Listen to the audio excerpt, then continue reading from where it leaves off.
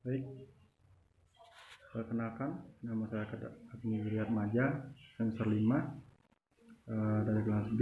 Pada video kali ini saya akan menjawab soal UAS dari WINDA tentang manajemen keuangan.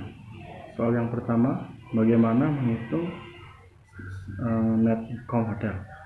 Jadi, net income didapatkan dari okupansi room dikali room rate kali jumlah kamar kali jumlah hari dalam 1 tahun. Setelah itu, jika sudah mendapatkan total dari revenue-nya masuk ke revenue input, di mana setiap departemen itu tertera persentase dari pendapatan setiap departemen.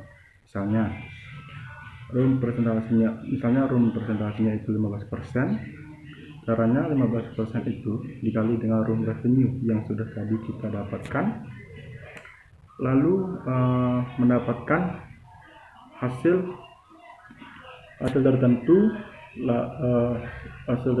lalu hasil dari setiap departemen itu kita jumlahkan dan mendapatkan total, lalu masuk ke expense, pengeluaran, di mana setiap departemen pastinya mempunyai biaya pengeluaran. Dicantumkan juga persentase pengeluaran, dan setiap departemen maupun pengeluaran lain-lain itu pun dikali.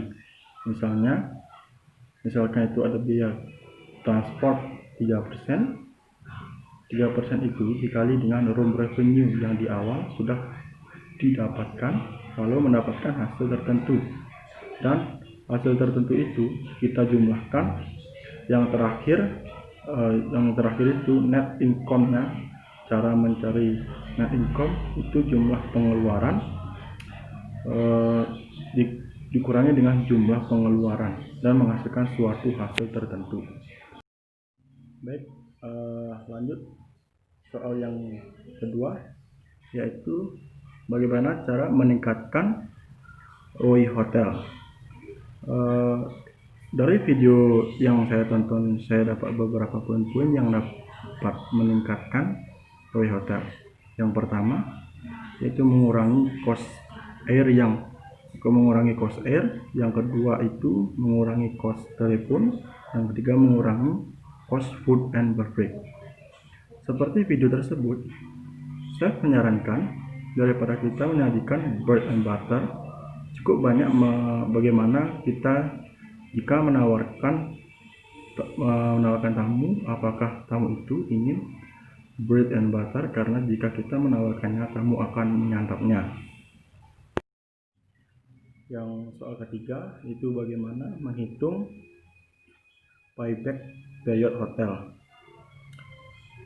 Pertama yang harus dicari yaitu room revenue-nya, lalu input revenue-nya, lalu expense satu pengeluaran, lalu mencari net income-nya. Jika sudah semua kita cari, kita dapatkan hasilnya, kita masuk mencari payback-nya. Caranya yaitu jumlah modal yang telah kita dapatkan itu dibagi dengan net income tahun pertama. Jika tahun pertama kita belum balik modal, maka kita harus menghitung room revenue, expense, dan net income di tahun kedua, ketiga, dan seterusnya sampai di titik kita sudah sampai modal. Selanjutnya soal terakhir yaitu soal 4, yaitu sebutkan jenis-jenis laporan keuangan hotel. Yang pertama, laporan rugi laba. Laporan rugi laba yaitu selisih antara laporan penghasilan dan laporan biaya pada suatu periode tertentu.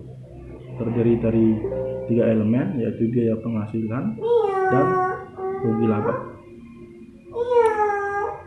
Yang kedua, ada penghasilan hotel, misalkan didapatkan dari pendapatan kamar, pendapatan food and beverage, dan sebagainya.